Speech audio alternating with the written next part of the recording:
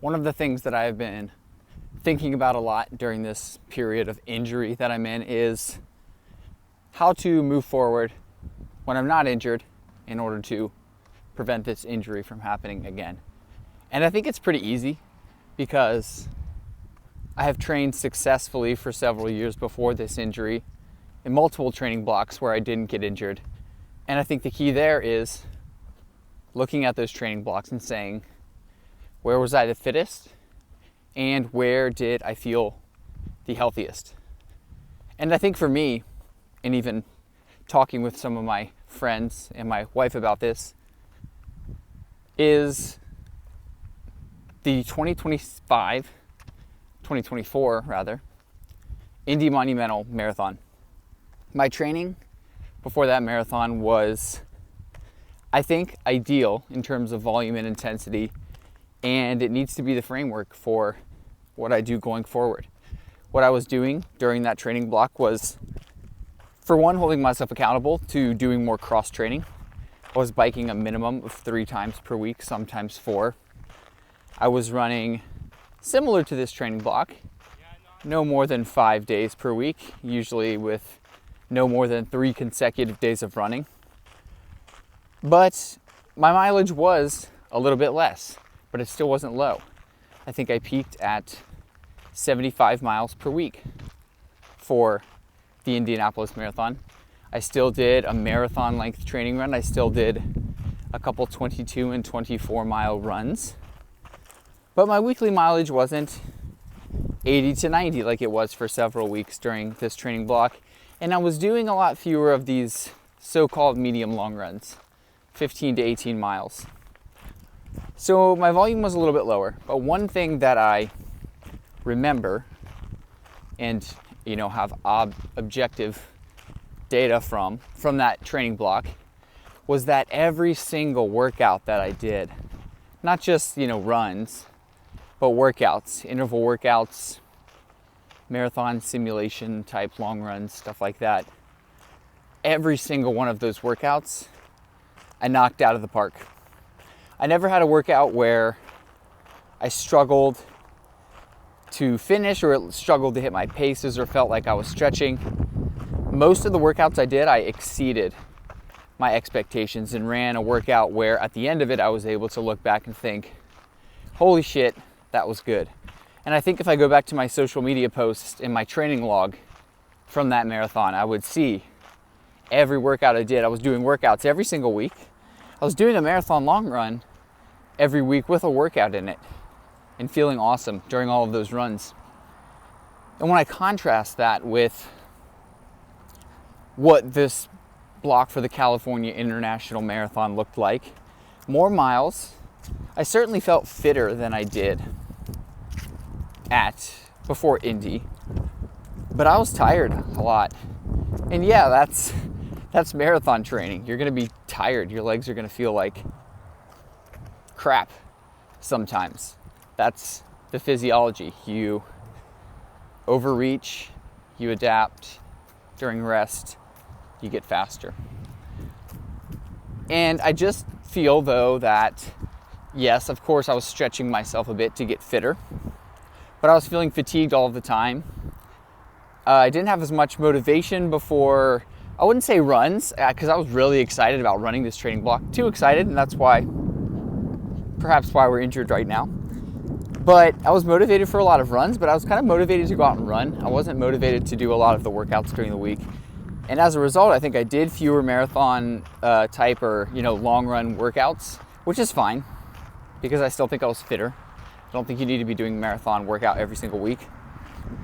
But every week I also wasn't doing a interval workout that I was proud of. I had plenty of great workouts that I look back on and think, oh, those were great, but they weren't all great. They all didn't feel great, and I was just stretching myself for a lot of them, motivation-wise, I think, and physically, just not feeling as good, not feeling as fresh.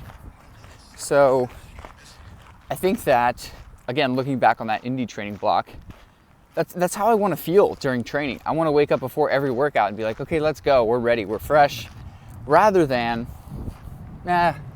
I feel okay today. This is kind of going to be a grind. So that's one thing that I'm looking back on and learning about. I think it's the value of keeping training logs and documenting training for some of these training blocks, but a lot of it doesn't even need objective data. A lot of it's just like, how did I feel during this block? And I know I felt a lot better.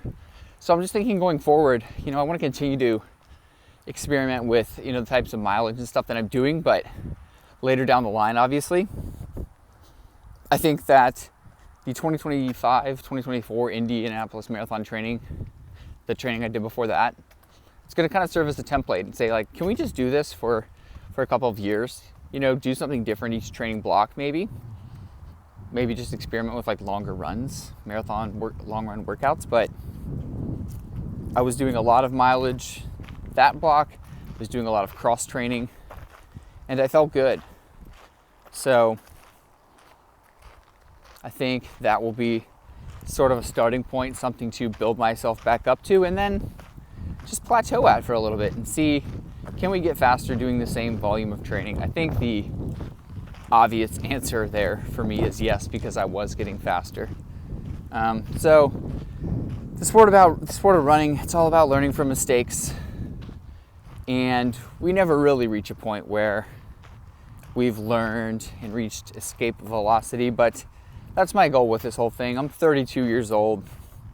I'm tired of being injured. It's not really fun. I would rather be, and this is another rule that I broke this marathon training block. I told myself after my last injury in 2024, this is it. No more bone stress injuries. Okay, if you train hard, you're gonna get injured. You're gonna have little hiccups every now and then. Muscles are gonna hurt, especially when you're old like me. But these bone stress injuries, they're entirely preventable. They're entirely self-imposed. And I'm sick of dealing with them. I told myself that after the last one. And I broke my rule, because what was my rule? My rule was I would rather do 80 to 85% of what I'm capable of. So train below my max capacity. No one has 100% max capacity, but 80% of whatever percent of my max capacity I think I could reach my peak potential at, and just see how good you can get there. Because if I'm training at 80%, I won't get injured, and I'll feel a little bit fresher all the time, as I did last year for the fall marathon. And I did that for 2 years, and then I broke my rule. I bumped things up to about 90 to 95% of what I think my body's capable of as an experiment. The sport's also an experiment. We got to do that sometimes. And I think I did enough of things, not quite correct in succession that led to that injury. But again, it's because I sort of went wrong on myself. I disregarded the rules that I set for myself and went out of bounds, and the refs did not like what I did. So, poor analogy there perhaps, but the point being, I think I know my body. I've been running for more than half of my life, and I think I know my body well enough to know at this point, hey man, let's just keep it at the 80-85%, because you have fun running there. It's not like you feel like you're depriving yourself of running, and you're going to get faster and you're not going to get injured. And what I also have realized at this point in my life is, yeah, when I want to run as fast as I can, of course, I want to be as elite as possible in my sub-elite category, but not if it comes at the expense of every 2 years or so having to just do a cycle of a couple months where I'm not running. Because what I really grew an appreciation for just in this past year, especially I think after the Boston Marathon, was, gosh damn, I just love this sport. It is so fun. I mean, running is so much fun. And I have tried so many times in my life to not stop it, but stop caring about it. Stop, disentangle it from part of my identity. But not only do I think that that's not necessary, but it's just it's not going to happen. I mean, I really enjoy it too much. And this might just seem a little bit hyperbolic, but I really think I'm wired to do it. I think everybody's wired to sort of do some type of physical activity. There are people who just get in the weight room and get this endorphin rush and they just love pumping iron. There are people who, I don't know, play basketball and whatever sport it is, or it doesn't have to be a sport, but just an activity. And I just always felt like that about running. When I'm running, I'm feeling stuff that just doesn't compare to a lot of other things. And when I'm in training, not just like doing the physical act of running, but in training is fun. That dopamine of just pursuing, like signing up for a race and saying, oh man, in 12 weeks, I'm gonna get to do this race. It's fucking addicting. And obviously that's why people do it. And that's why everybody's catching on to this sport of running. It's so popular. I mean, yeah, you got to do it healthy. And there's a lot of freaking unhealthy tendencies in this sport. I think I've got my share of them. But man, it's just, there's something about it that is so much fun. Just being in training for a race. And then, yeah, the race is fun, but man, it's like everything leading up to that. And all the gadgets and all the science and just all the stuff. I can't get enough of it. So sometimes you get overzealous. And again, that's what happened. I think this block, I got a little too into it. And I just decided, like, let's go, let's F around and find out. But I've just realized, I've started having so much fun running after just going through a string where I really wasn't having fun because of just a lot of injuries. And so I think going so long without an injury, I have a reinvigoration for the sport and kind of in my second era, and I want to see what I can do. But that doesn't mean killing myself all the time. And that's kind of the moral of this. I know that I can do this sport without being injured all the time. I don't think I'm destined for injury. So I just need to rein myself in a little bit. So I know exactly what I need to do. I know exactly what I did wrong. And I think that's key. I think the key now is staying true to myself. Luckily, I have people in my life, like my wife, who are also there to tell me, hold me accountable, tell me, hey, you're doing a little bit too much. She even commented when we were chatting the other day, and I told her, before Indy, that's kind of where I felt the best. And, she even made a comment that was a little, a bit like a dagger to the heart, but in a good way.